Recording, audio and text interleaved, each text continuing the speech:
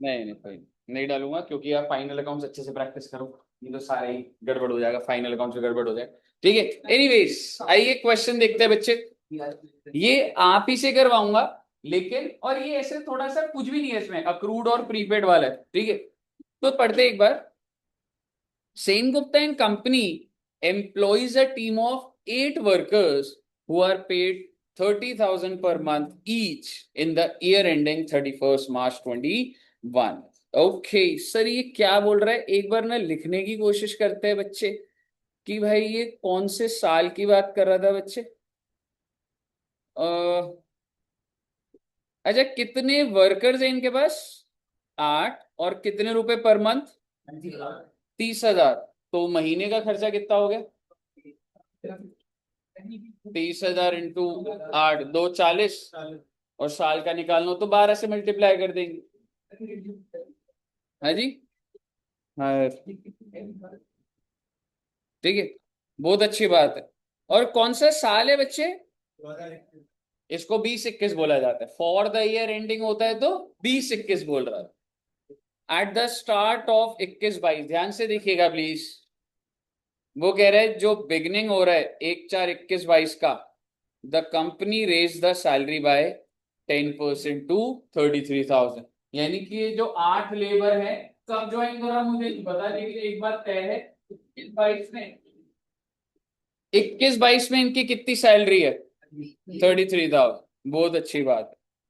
On October 1st 21, let me just right, यानी कि ये तो क्या है बच्चे, 1/4/21, और ये क्या है बच्चे, 31 मार्च 22। ऐसा ही है ना? और कौन सी डेट की बात कर रहे हैं?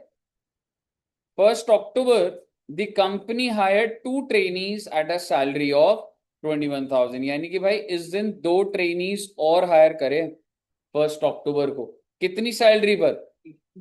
21,000। यानी कि अगर तुम सोच के देखो तो 8 वर्कर तो काम कर ही रहे थे, 21-22 में कितनी सैलरी पे? 33।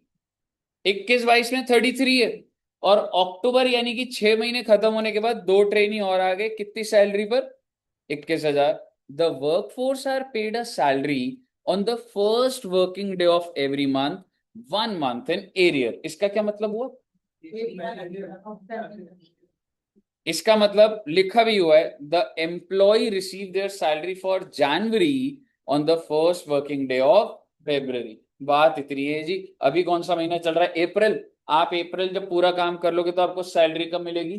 1 मई को। यानी कि जब महीना खत्म हो रहा है अगले दिन आपको सैलरी मिलेगी। बहुत अच्छी बात है। You are required to calculate the amount of salary which would be charge to PNL. अच्छा जी, पीएनएल का मतलब खर्चा कितने का दिखाना है, वो है फॉर द ईयर एंडेड 31 मार्च 22। यानी कि वो आपसे कह रहा है, आप ही निकालेंगे 21-22 का। वो पूछ रहा है खर्चा कितने का है साहब, तो खर्चा कितने का है? कितने एम्प्लॉयज ऑलरेडी हायर्ड थे आपके? 8 मल्टीप्लाइड बाय 33,000 मल्टीप्लाइड बाय 12। ये हो गया लेबर का खर्चा, जो एम्प्लॉय 8 थे। और 2 ट्रेनी का कितने महीने का? 6 महीने का। 2 trainee multiplied by 21,000 multiply by 6, निकालिए आंसर बताइए।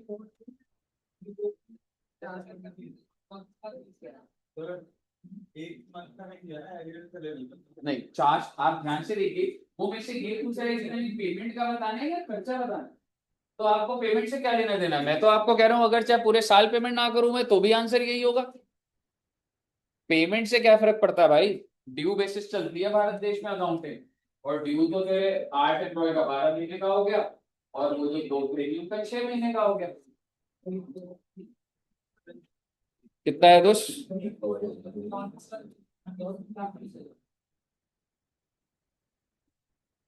दिखते हैं साहब, 34,20,000 आएगा पहले वाले का। 8 employee full year, 8 into 33 into 12, 6 employee 2 महीना, आई एम सॉरी, 2 एम्प्लॉय 6 महीना, 21,000। कोई दिक्कत यहाँ तक? 34,20,000 आ गया। नेक्स्ट मैं नहीं बताऊंगा, आप करना नेक्स्ट वाला।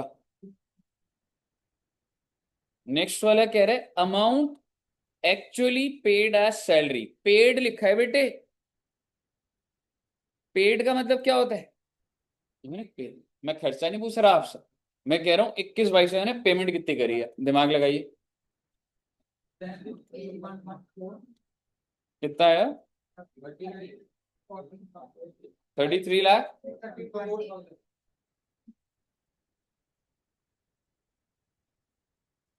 31 lakhs।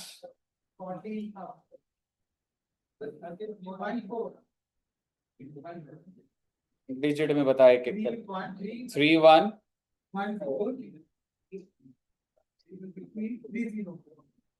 3 000 या 300?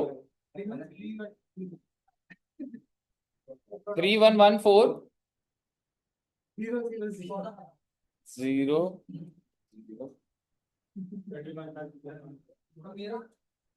तेरा लगा रहा है, यही आ रहा है। आपने हो सकता है एक गलती करी हो शायद से, या इन्होंने करी हो, मुझे नहीं पता अभी। बेटे जो पिछले साल की सैलरी है वो भी तो इस साल पे हुई होगी। हाँ। हाँ जी। ये कौन सा साल है? 21-22। 21-22 में तुमने कौन से महीने की पेमेंट नहीं करी होगी? मार्च वाले की ना, जो नहीं करी होगी, क्योंकि वो तो एक को होगी। पर ये कैसे भूल गए 20-21 का भी तो मार्च ड्यू हो रहा होगा। समझ रहे हो क्या बोल रहा हूँ?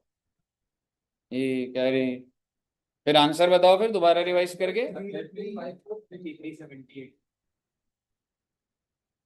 30।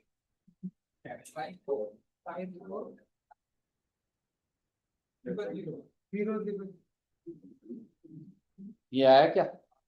ट्राई करिए एक बार।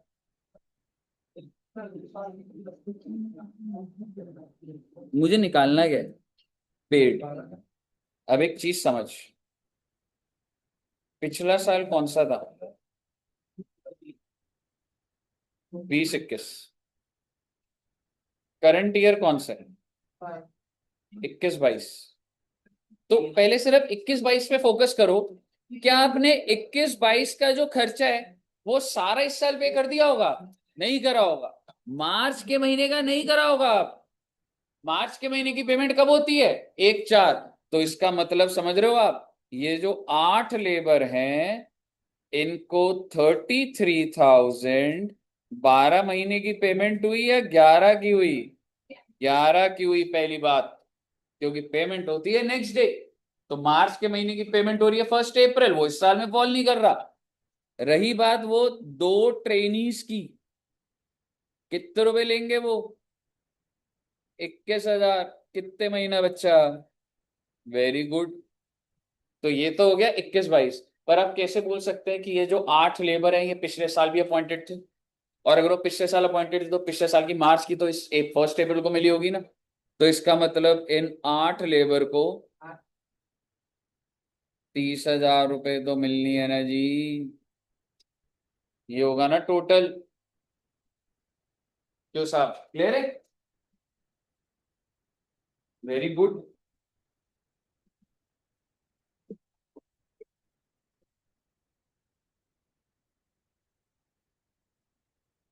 दक्ष का आया? अब तक तो निकाल लेना चाहिए था साथ साथ ब्रो। नीचे इश्तिता जी भी और वो भी इधर कम पढ़ रहे हो भाई, इधर जाओ। इधर आ गया, इधर आ गया, इधर आ गया, इधर आ गया, इधर आ गया। तो कितना अमाउंट आया है? 33,54,000। अगला मैं नहीं बताऊंगा, आपने बस क्या बताना है? 8 लेबर की 33,000, क्योंकि ये मार्च के महीने की है ना बच्चे। और दो ट्रेनीज की 21,000 है क्या आउटस्टैंडिंग। पेपर में आया हुआ बच्चे 8 नंबर का आ जाता है, कभी कभी क्या होता है पूरा क्वेश्चन नहीं आता, सिर्फ और सिर्फ यही पूछ लेते हैं। ओके। और अगर मैं आपको बोलूं, ये कोई ऐसा कुछ थोड़ा ना है, सिर्फ आपका आउटस्टैंडिंग और पेमेंट कॉन्सेप्ट ही तो देख रहे हैं, तो फाइनल अकाउंट्स क्या है सर? समझ रहे हैं? ये तो बेसिक कॉन्सेप्ट है, ये मैं अकाउंटिंग में ये पता लगे कि ड्यू बेसिस पे खर्चा होता है, पेमेंट ऐसे निकालते हैं, ये तो वो वाली चीज है बच्चे। हाँ जी। 30 600 ही आ रहा था ना, सॉरी 3,06,000 आ रहा होगा, हाँ है ना। ठीक है दोस्त।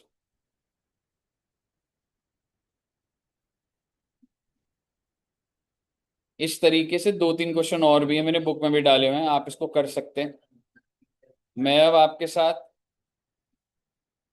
एक क्वेश्चन कराना चाहता हूं जिसमें provision for discount on debtor भी आ जाए और एक ओवरड्राफ्ट वाला पॉइंट आ जाए।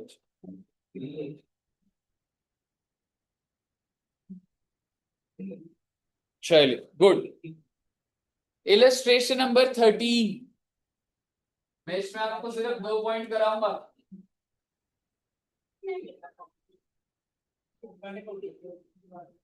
इलस्ट्रेशन नंबर 13 देखिएगा, मैं आपको 2 पॉइंट करा रहा हूं सीधे सीधे। आगे क्वेश्चन आपका है बच्चे, और यही पेपर में आया हुआ 16 नंबर का, यही आपके एग्जाम में आया था लास्ट अटेम्प्ट। मेरी बात ध्यान से सुनिएगा।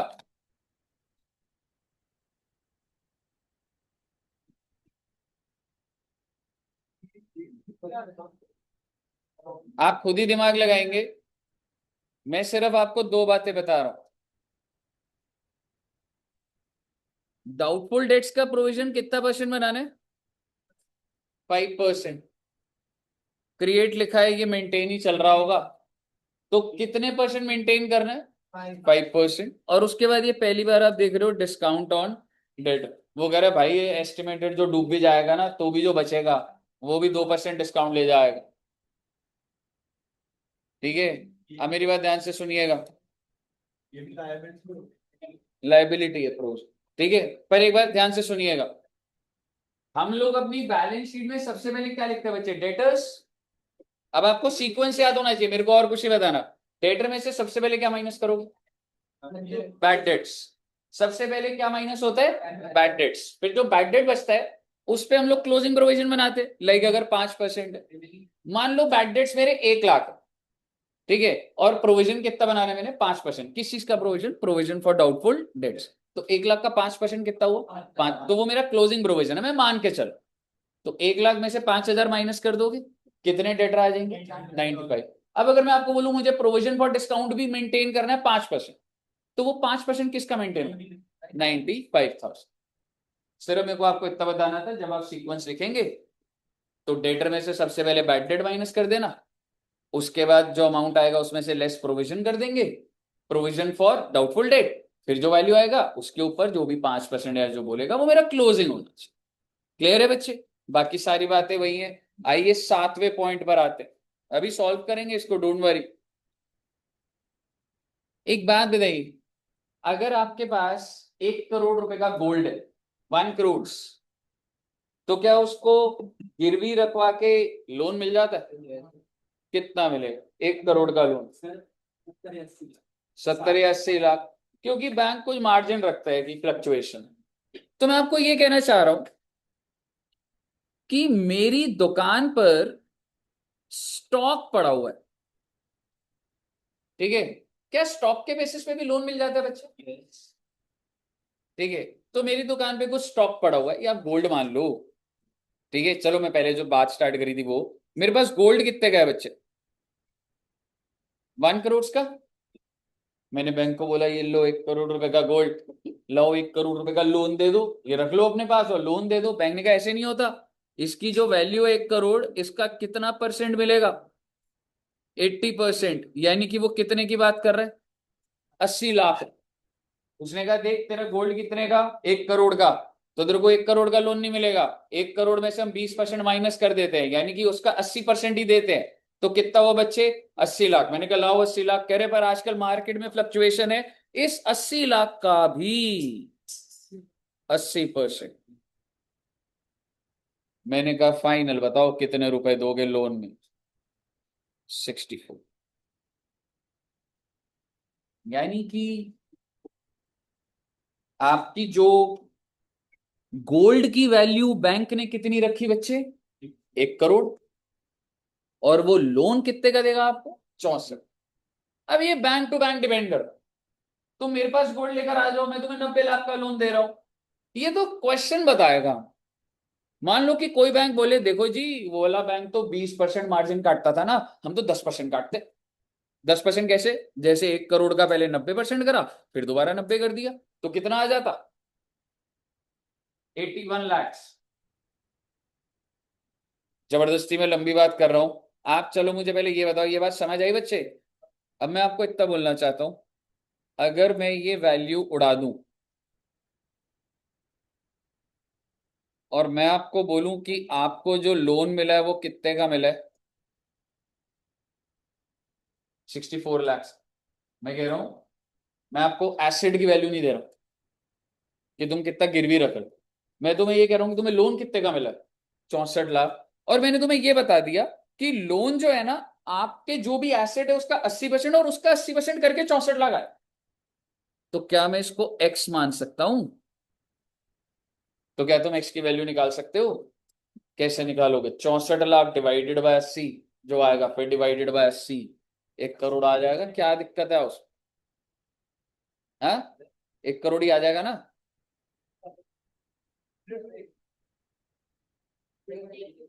हाँ हाँ, नहीं नहीं, 64 लाख है ना, तो डिवाइडेड बाय 80 होगा ना। हाँ, तो ऊपर 100 हो जाएगा ना।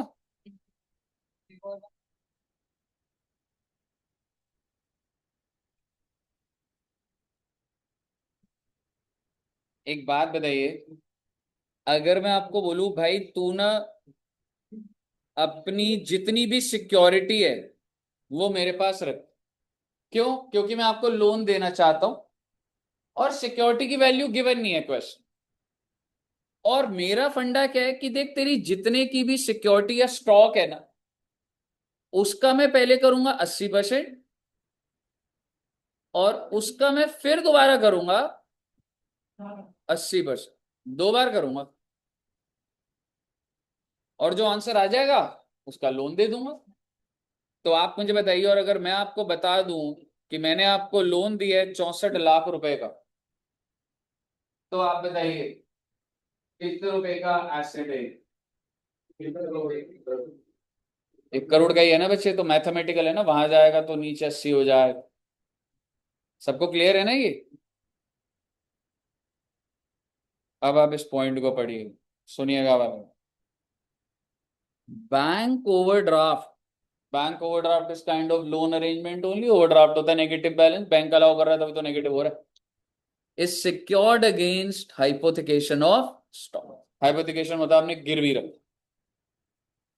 Bank overdraft outstanding on 31 March 2022। पहले तो ये बताओ भाई, बैंक ओडी आउटस्टैंडिंग कितने का है बच्चा? 80 हजार। यानी कितने का है? 80 हजार। बच्चे पीछे बातें कर रहे हो आप। आपका क्या नाम है बच्चे इधर? क्या नाम है? हाँ जी, दिया, जिया। जिया जी, आप भी बेटे फोकस नहीं हो बिल्कुल भी पढ़ाई में। हाँ जी, 2-3 बार ही बोल सकते हैं हम, देख। आपको इधर का सेटअप समझ जब तक आएगा ना, तब तक अटेम्प्ट आके आप फंस चुके होंगे। मैं आपको बता रहा हूँ ये स्कूल जैसा सेटअप नहीं चल रहा है। आप अगर अभी अपने फ्रेमिंग में हो ना कि ये कोर्सेज इतने बड़े हैं कि मैं लास्ट पे कंट्रोल नहीं कर पाऊंगा, आप खड़े कर देंगे। आप भी बोलो सर ये लास्ट बताओ ना सर कैसे करूं? उसको बताया जाता है जिसका लेवल डेवलप्ड होता है, क्योंकि हमें पता है कि ये स्कूल वाली मार्किंग नहीं होने वाली बच्चे। आप ये मत सोचना कि आप थोड़ा सा लिख कर आओगे और आपको ऐसे अरे बच्चे को पास करा देते, वो नहीं है। समझ रहे हो? अभी से अपनी फ्रेमिंग को चेंज कर लो। ये जो अभी टाइम है ना, ये निकलने के बाद ये टाइम दोबारा नहीं आने वाला। कुछ भी कर लेना आप, एड़ी चोटी का दम लगा लेना। क्योंकि मैं आपको बता रहा हूँ, आपका बैच खत्म होगा, अगले बच्चों के टुवर्ड्स हमारी कमिटमेंट होगी। आप समझ रहे हो? हम आपके साथ तो हैं, रिवीजन कराएंगे।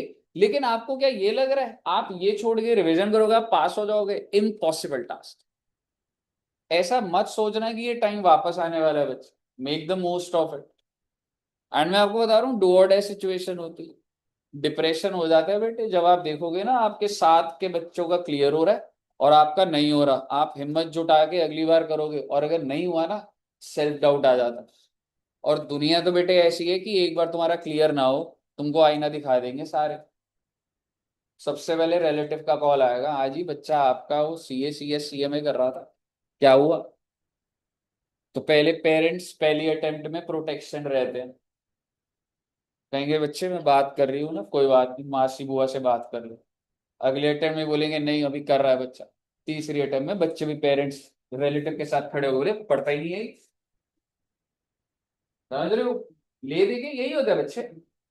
ठीक है, तो आप समझो, आपको जिन बच्चों को समझ नहीं आ रहा ना, मुझे सब पता लग रहा है। ठीक है, और मैं आपको बता रहा हूँ दोस्तों, कुछ कर भी नहीं सकते, फैक्ट ये, because you have to help yourself. आपके कमजोर नाजुक कंधों पर ही है ये कोर्स की डिग्री की जिम्मेवारी। हमने अपने टाइम पे जब पढ़ा था, तो हम ही ने पूरा का पूरा कोर्स को ढोया था बेट, कोई टीचर आके कोई ऐसी हेल्प नहीं कर सकता। आप देखते रहना लास्ट में वीडियोस, समझ रहे हो, कुछ नहीं होता बच्चे, मैं आपको बता रहा हूँ कुछ नहीं होने वाला उन सब चीजों से। अगर आपको समझ नहीं आ रहा ना, आपको घर में नींद नहीं आनी चाहिए। नींद आ रही है सब बच्चों को, कैसे सर अब पूछोगे तो क्या ही बोलेंगे। अगर आपको समझ नहीं आ रहा ना, तो मैं आपको फैक्ट बता रहा हूँ, आपको नई नींद आनी चाहिए। कैसे नहीं हो रहा भाई? अगर if you are honest with your career, everybody is not honest, let's be Frank.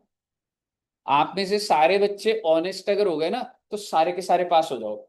और हम यहाँ बढ़ा के, मैं आपको बोल रहा हूँ, आप पढ़ रहे होगे इधर, ऐसा इंफ्रा पूरा का पूरा सारे क्वेश्चन करा के हम पास करा सकते, पर अगर आप घर जाके बच्चे उसको रिवाइज नहीं करोगे, उसको लिखोगे नहीं, टेस्ट नहीं दोगे, तो फिर वो तो ग्लिच आ गया ना बच्चा, समझ रहे हो? तो प्लीज आप वो रिस्पॉन्सिबिलिटी समझो, it's a very tough thing.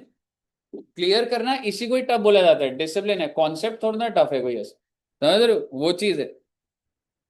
बातें बातें कर रहे हो, वो बाद में फंस जाओगे, और कुछ नहीं होगा। मेरे को उसमें कोई दिक्कत नहीं बच्चे, अभी दोस्ती चल रही है, नए फ्रेंड बने, अच्छी बात, सारे फ्रेंड बनते ही सारे अपने हटते हुए देख लिए, सबको देख लिए, पर जब पढ़ रहे हो तो पढ़ लो भाई, चिल करो, पढ़ते टाइम पढ़ लो।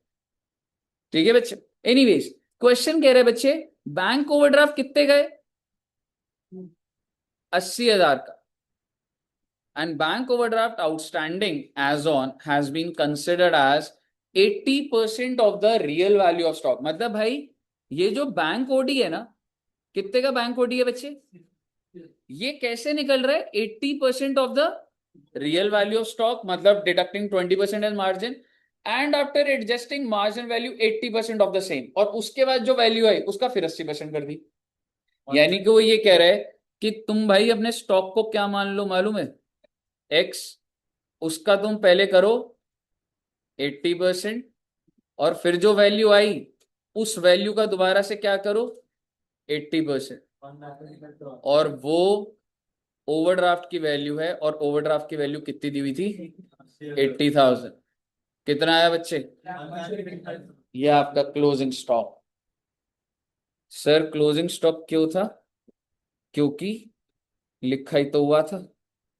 ठीक है, अगर मैं आपको बोलूं आपको कोई स्टॉक दे नहीं रखा था, सिर्फ और सिर्फ ओपनिंग या ओवरड्राफ्ट दिया हुआ है, और इसी तरीके से आपका क्लोजिंग स्टॉक। करिए साहब, क्लियर है? इंस्टीट्यूट कम से कम 2-3 बार सवाल पूछ चुके हैं, और लास्ट अटेम्प्ट में भी पूछा था। अब आपको लग रहा होगा कि लास्ट पूछ लिया तो अब नहीं पूछेगा, समझ रहे हो, पर ऐसा जरूरी नहीं होता, समझ रहे हो, कई बार होता है दोबारा पूछ ले। मुझे बताइए, क्लियर है बच्चे? स्टार्ट कर दीजिए क्वेश्चन, इलस्ट्रेशन नंबर 13। नहीं, हाँ, क्लोजिंग स्टॉक टू ट्रेडिंग हो गया, वैल्यू निकल गई। अब तू एक तो वो दिखा देगा। क्वेश्चन क्या कह रहे सर जी? Prepare a trading and profit and loss and balance sheet, also show the rectification entry. अगर किसी में रेक्टिफिकेशन आ रही होगी तो वो डाल देंगे। अभी रेक्टिफिकेशन छोड़ो ना, एंट्रीज का, हाँ सीधा ट्रेडिंग पे है, वो दिमाग में आएगा तो ऐसी एंट्री दिखा दूं।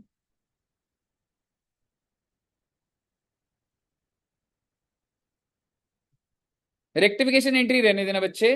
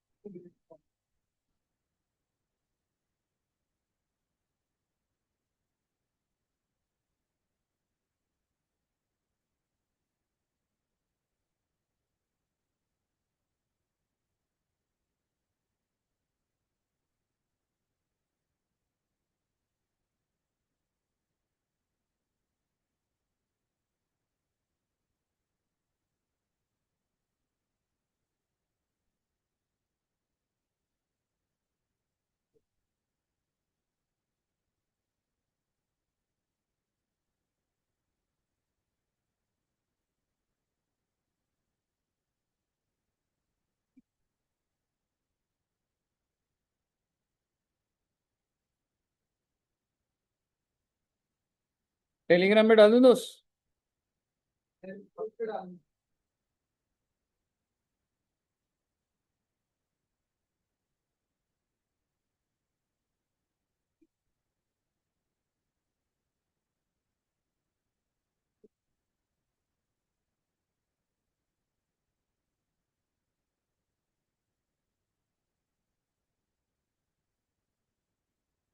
फर्स्ट पॉइंट का क्या करा?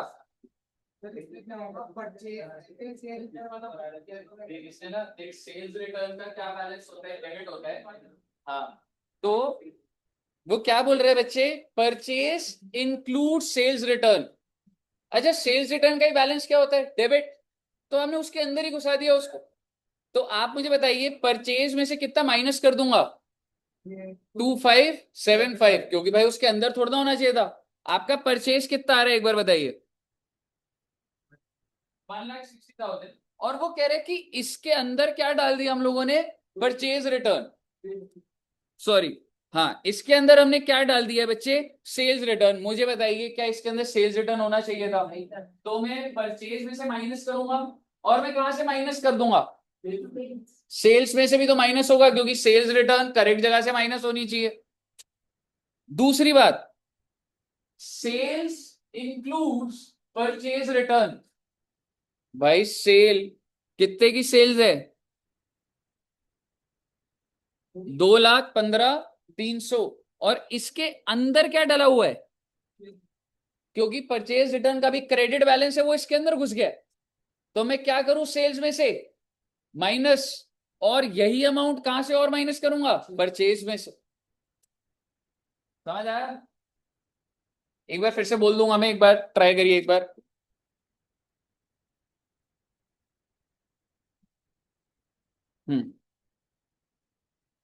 13th बच्चे।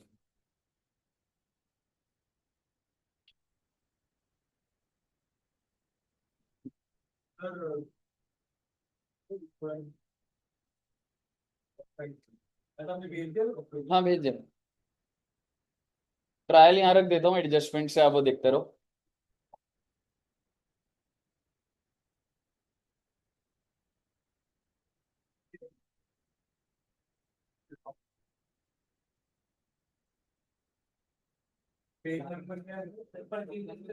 Illustration number 13। हाँ,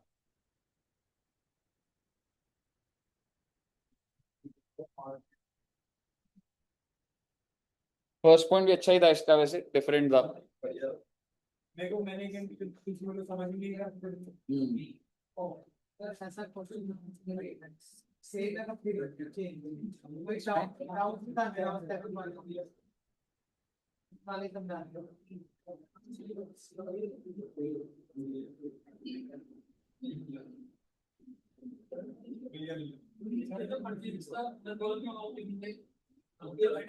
तो परचेज, हाँ, क्योंकि सेल्स रिटर्न उसमें डला हुआ है। देख, सेल्स रिटर्न का बैलेंस क्या होता है, डेबिट। सेल्स रिटर्न क्या होता है, डेबिट। तो कह रहे हैं इसके अंदर इंक्लूडेड है, तो पहले उसको माइनस करेगा, सेल्स रिटर्न।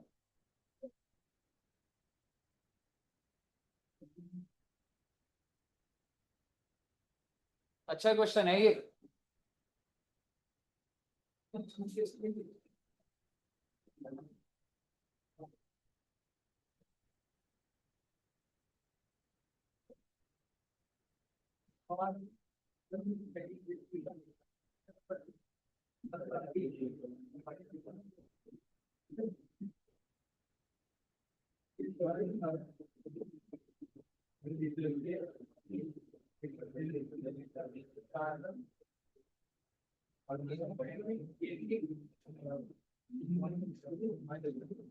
कहीं दिक्कत है तो बताना बच्चे।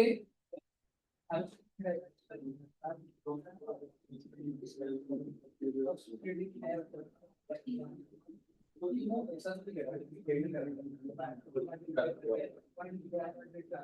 बोलता बोलते कि भाई तूने कोई परचेज करना और बॉडी नहीं करना, वो अलग बात होता है, वो तो नहीं करना। ये तो भी करेगा।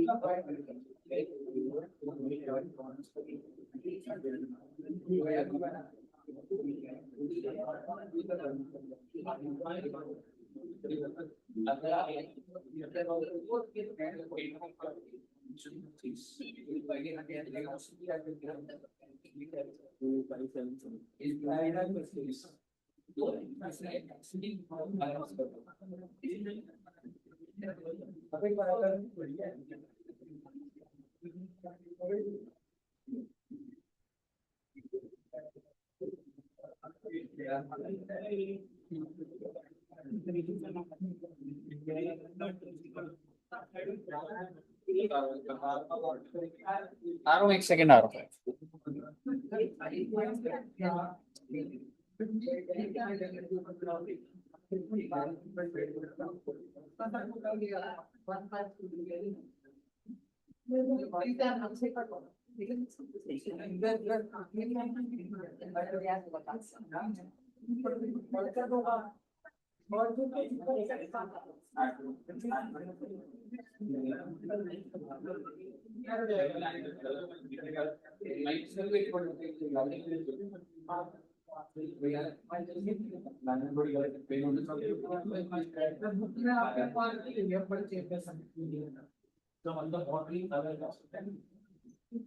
बिल्कुल सेम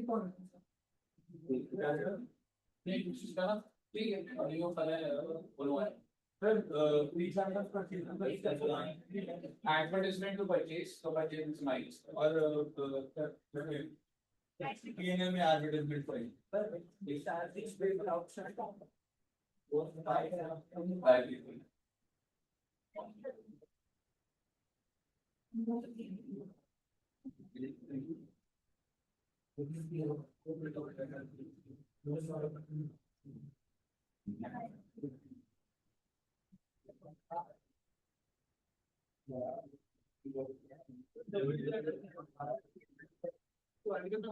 इसका दोस्त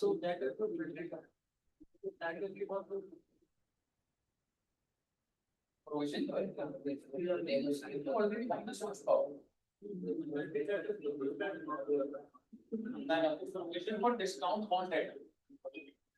Right?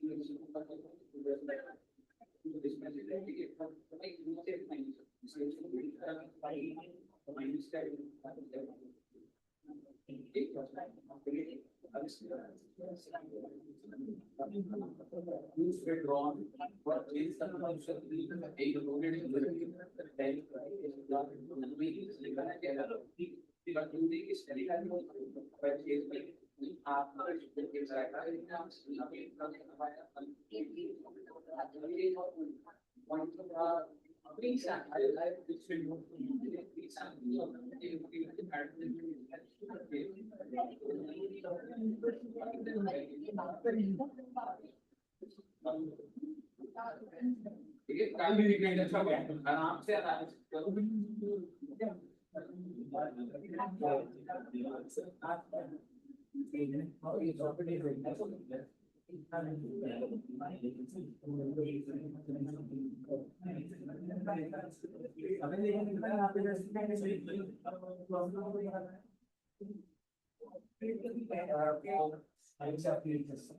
बोलते हैं और वो मेंटेन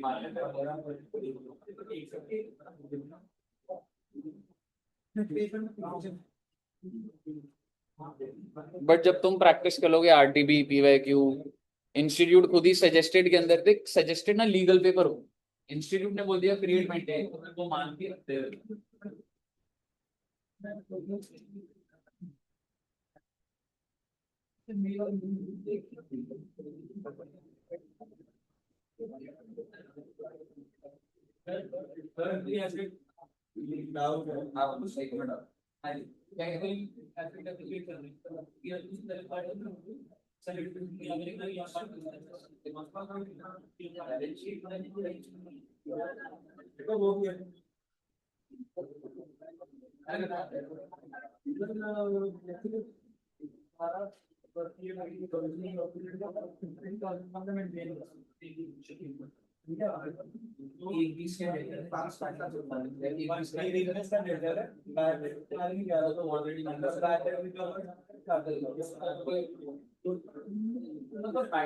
सीधा बस सिम्टम दिखा रहे पैकेट तो क्लियर लेटर में तो माइनस हो चुका है ये लेटर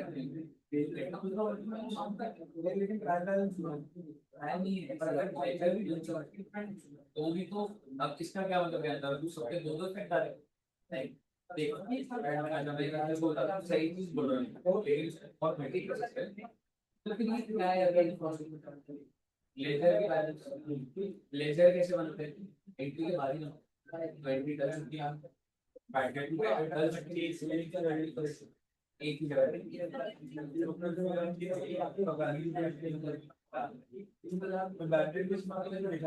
सीधा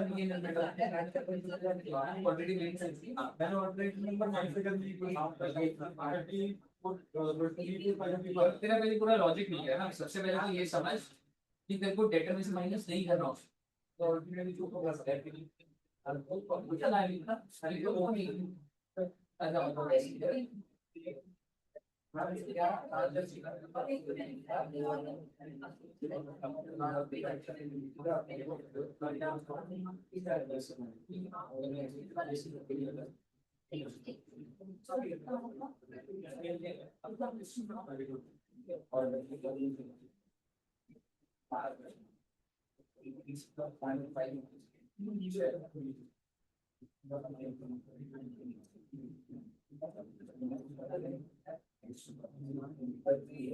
एक बार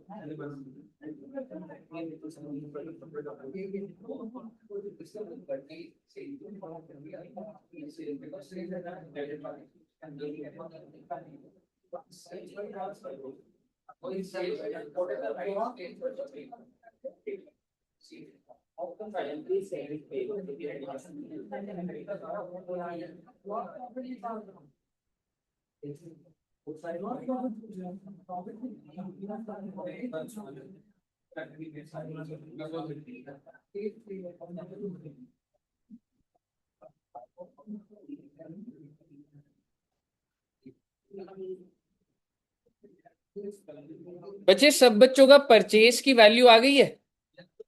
ठीक है, फिर भी मैं एक बार बता देता हूं, अगर अटके हुए हो बाय चांस तो। देखो बच्चे, मेरी टोटल परचेज कितनी दी हुई थी? 160। और वो कह रहा था कि परचेज इंक्लूड्स सेल्स रिटर्न। तो मैं इसको क्या कर दूंगा, परचेज के अंदर ही अगर ये घुसा हुआ है और इसका डेबिट बैलेंस है, तो मैं क्या कर दूंगा, माइनस कर दूंगा ना बच्चे। तो मैं अभी सिर्फ परचेज पे फोकस कर रहा हूं, तो ये माइनस होगा उस, पहले यहां तक क्लियर है? और फिर वो कह रहा था सेल्स में परचेज रिटर्न डली हुई है। सेल्स को ठीक करना छोड़ो, पर ये परचेज रिटर्न कहां से माइनस होनी चाहिए थी? तो भाई इसको भी तो माइनस करूंगा, यानी कि ये दोनों पॉइंट परचेज में से पहले माइनस होंगे। ये बात क्लियर है बच्चे? ये अच्छा पॉइंट है, ठीक है। Next, goods withdrawn bye XYZ for own consumption 3500 included in purchase. यानी कि बच्चे जब आप गुड्स विड्रॉ करते हो तो आप डेबिट जनरली क्या करते हो, ड्रॉइंग्स। ठीक है, हालांकि अगर मैं साइंटिफिक तरीके पे चला गया ना बहुत गहरा, तो ये लाइन की लैंग्वेज में गड़बड़ है, पर मैं वो बोलना नहीं चाहता। ठीक है, कि करेक्ट एंट्री क्या इनकरेक्ट, उस चक्कर में क्वेश्चन खराब हो जाएगा आपका, ये लैंग्वेज सही नहीं लिखी हुई। बट स्टिल मैं एक बार आपको बोलता हूं, अगर आपने गुड्स विड्रॉ करे तो ड्रॉइंग्स डेबिट होना चाहिए, और इसने क्या डेबिट कर दिया? तो भाई कितने रुपए से ड्रॉइंग डेबिट होना चाहिए था? 3500, पर 25 ज्यादा डेबिट कर दिया, तो मैं 3500 क्या कर दूं, माइनस। तो एक तो परचेज में से माइनस हो जाएगा, दूसरा बैलेंस शीट में ड्रॉइंग्स बढ़ जाएंगे आप। क्लियर है बच्चे? थर्ड पॉइंट इससे कोई रिलेटेड नहीं है। Free sample distributed for public for publicity costing 825। बच्चे फ्री सैंपल डिस्ट्रीब्यूट करते हो तो हमने करा था, इसकी जर्नल एंट्री क्या होती थी, एडवर्टाइजमेंट एक्सपेंस टू परचेज। तो टू परचेज हो रहा है बच्चे, तो 825 अब माइनस कर देंगे और फिर आपका आंसर आ जाए। क्लियर है परचेज की वैल्यू? एक बार मैं बैड डेट्स भी बोल दूं क्या? हाँ जी, वो अच्छा, बस एक चीज क्लियर करना चाहता हूं, ये आपको ट्रायल दिया हुआ है, फिर ये क्या है, अमाउंट लेजर। और अगर लेजर है ना, तो ये मत भूलिएगा, इसका मतलब जर्नल एंट्री डल चुकी। इसका मतलब अगर बैड डेट का लेजर है 1100, तो क्या इसको मैं डेटर में से माइनस करूंगा? नहीं करूंगा, क्योंकि मैं एंट्री डाल चुका हूं बैड डेट टू डेट। ठीक है बच्चे, ठीक है, चलो एक बार करो, एक बार आगे बढ़ा दो, हो गया।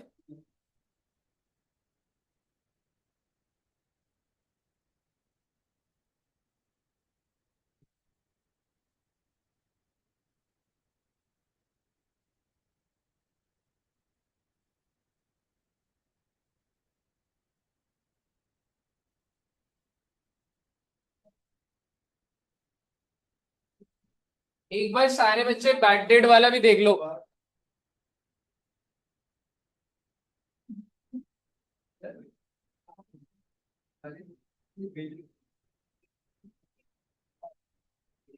एक बार सारे बच्चे बैक डेट वाला देखना प्लीज। सबसे पहली बात, जो लेजर दिए हुए हैं उसको डाल देते हैं। बैड डेट किधर डाला बच्चों ने? PNL, because that's an expense. Bad debt recovered किधर डालोगे? PNL credit side, because that's an income. ठीक है, अब मैं आपसे डेटर्स की बात कर रहा हूं। मेरे टोटल डेटर्स कितने के हैं? 120। अब बड़े ही प्यार से सुनिएगा, और आज तक का प्रोविजन कितने का चल रहा है? और प्रोविजन फॉर डिस्काउंट कितने का चल रहा है? 1325। फोकस में रहिएगा प्लीज बच्चे। क्वेश्चन कह रहा था क्रिएट, पहले तो बताओ क्रिएट को क्या माना मैंने? Maintain provision for doubtful debt 5%। क्या आप मुझे बता सकते हैं 5% किसका निकलेगा? 1,20,000। हमेशा जो प्रोविजन होता है वो आप किसका बनाते हैं? डेटर्स का। तो 5% ऑफ 1,20 कितना हो गया? 6,000। 6,000 क्लोजिंग प्रोविजन होना चाहिए। और कितना ऑलरेडी बना हुआ है? 3,200। तो कितना बनाना होगा? 2,800। पीएनएल में लिख दीजिए, PNL to provision 2,800। PNL to provision 2,800।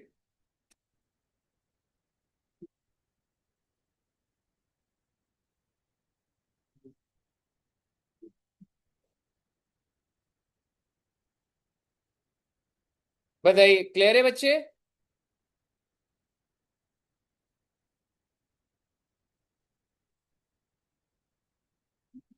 और अगर मैं बैलेंस शीट की बात करूंगा, तो बैलेंस शीट में अपडेट कैसे हो रहे हैं बच्चे? 1,20 के डेटर्स और मेरा closing value of provision, provision for discount. Clear है? अब आपको एक चीज दिखा देता हूं यार। अब एक बात बताओ, हमने प्रोविजन कितने से डाला है बच्चे? 2,800 पीएनएल में। यहां कितने का आ रहा है? क्योंकि बेटे वो 2,800 प्लस 1,100 ले रहा है ना बच्चे। सर क्या हम अलग अलग लिख सकते हैं? हाँ जी, आप लिख सकते हो। प्रोविजन आप अलग अलग चला लो, बैड डेट अलग चला लो, कोई दिक्कत नहीं आ रही। सबको प्रोविजन क्लियर है? नेक्स्ट पॉइंट क्या होगा बच्चे? Next point is discount. अब आप मुझे बताइए, मेरे डेटर की वैल्यू कितनी आ रही है? 1,20 माइनस 6,000, 1,14,000। कितने का प्रोविजन बनाना है? 2.5%। कितना होता है वो? 2,850। हाँ, तो क्लोजिंग यहीं से तो माइनस करूंगा, तो यहीं के यहीं 2,850 की और वैल्यू आ गई डेटर की। और दूसरा बताइए, अगर क्लोजिंग 2,850 है, ओपनिंग कितने का पड़ा हुआ है? 1,375। तो कितने बनाने की जरूरत है? 1,475 का आपको प्रोविजन दिख रहा होगा, ये बना हुआ है। क्लोजिंग 2,800 होना चाहिए था, 1,375 बना हुआ था, 1,475 और बना। कहिए साहब जी, कोई दिक्कत? अगर आपको यहां तक क्लियर है तो सर जी, अब सारा का सारा फाइनल अकाउंट्स आपका डन।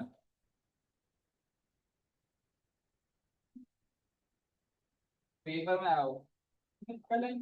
हाँ, पेपर में जैसे 4-5 क्वेश्चन आता मिक्स करके दे। हाँ, मेरी को तो नहीं, नहीं। ठीक है, एक नहीं होगा, 2 या 3 क्वेश्चन होंगे। ठीक है बच्चों, अभी आ रहा हूँ दोस्त पीछे। बताइए क्लियर है बच्चे? चलिए तो यहां तक रखते हैं सर जी, और घर जाकर फिर हम फाइनल अकाउंट्स अच्छे से करो और कल पे टेस्ट करेंगे, ठीक है जी? Okay, thank you very much. बहुत बहुत बहुत